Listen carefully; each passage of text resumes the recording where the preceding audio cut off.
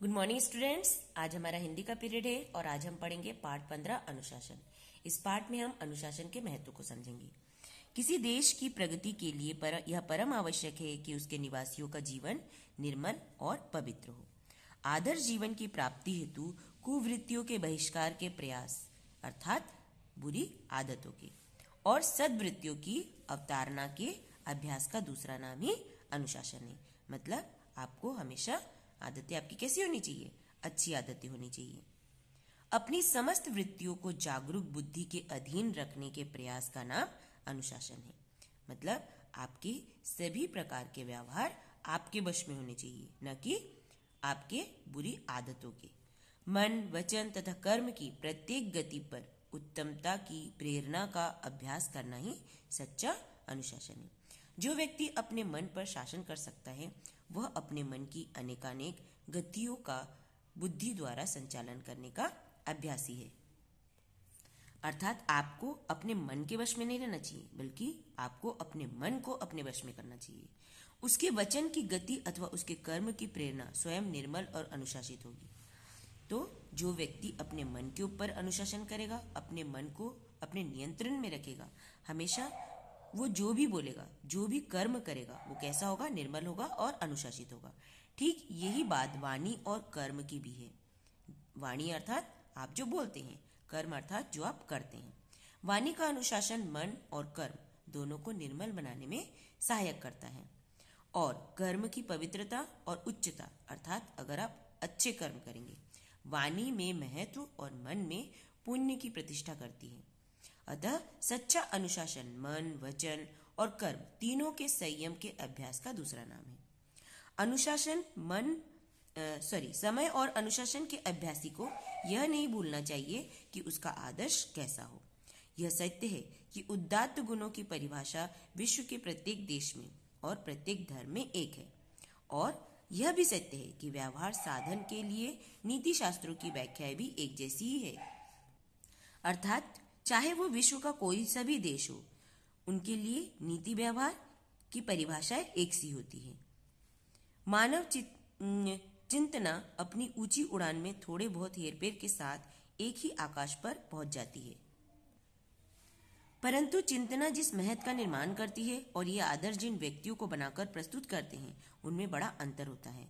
अंतर इस बात में नहीं कि वे विधि निषेध के प्रख्यात स्वरूपों की अपनी अपनी परिभाषा दें, परंतु इन महान व्यक्तियों के द्वारा जो परंपरा और गतानुगति मिलती है, उसमें सबका अपनापन और अपनी केवलता रहती है और वे एक दूसरे से भिन्न रहते हैं।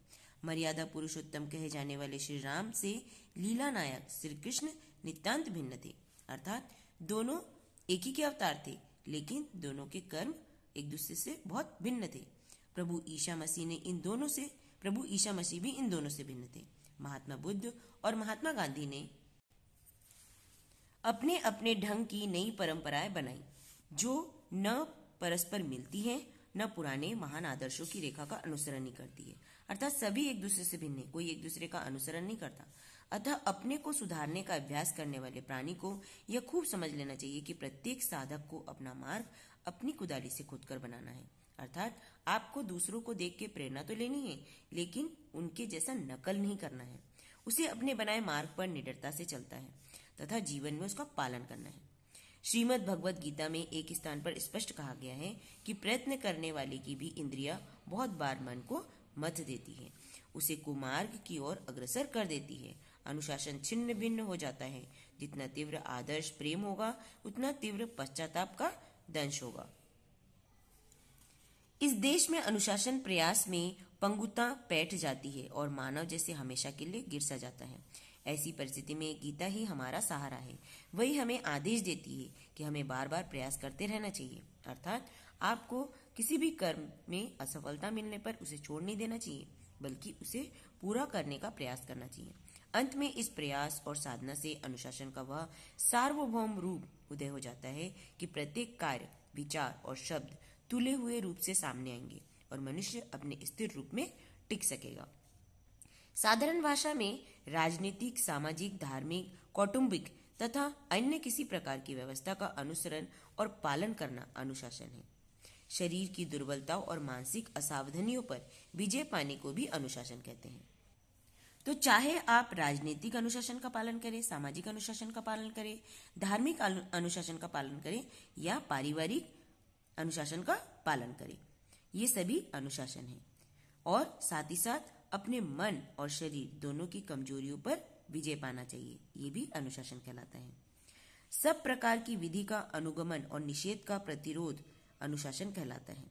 आजकल यह शब्द तरुणों के संबंध में और विशेषकर विद्यार्थियों के संदर्भ में खूब प्रयुक्त होता है। छात्रों में जो उच्छृंखलता की भावना यत्र तत्र दिखाई दे जाती है, उसी के आधार पर बड़े से बड़े व्यक्ति केवल एक बात कह दिया करते हैं कि छात्रों में आजकल अनुशासनहीनता प्रवेश कर गई है। यह देश के लिए घातक है। अर्थात यदि छात्रों में ही अनुशासन नहीं होगा या तरुणों में ही अनुशासन नहीं होगा तो देश का भी विकास नहीं हो सकता। उच्छृंखलता समाज के सभी अंगों के लिए घातक है। सभी को अनुशासित रहने का पाठ पढ़ाया जाना चाहिए। तरुण निर्मल दर्पण है, उन पर बाहरी परिवर्तन बहुत शीघ्रता से प्रभाव डालते हैं। अर्थात जो तरुण होते हैं उनमें, तरुण अर्थात नवयुवक, तो नवयुवकों पर बाहरी चीजों का प्रभाव बहुत जल्दी पड़ता है। वो बाहर जैसा देखते हैं वैसा ही बनने की कोशिश करते हैं। साथ ही साथ तरुणों की वृत्ति बंधनों के प्रति क्रांति करने की होती है। अर्थात यदि उन्हें बंधन में बांधो तो वो उसके विपरीत जाते हैं। उनमें बुद्धि की वह परिपक्वता भी नहीं होती कि वे भला बुरा समझ सके और बाहरी दूषित प्रभाव से बच सके।